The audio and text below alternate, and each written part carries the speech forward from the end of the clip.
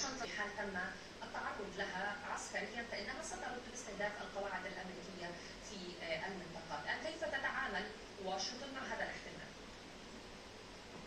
نعم، أهلا بحضرتك أستاذ نوز وكل المشاهدين.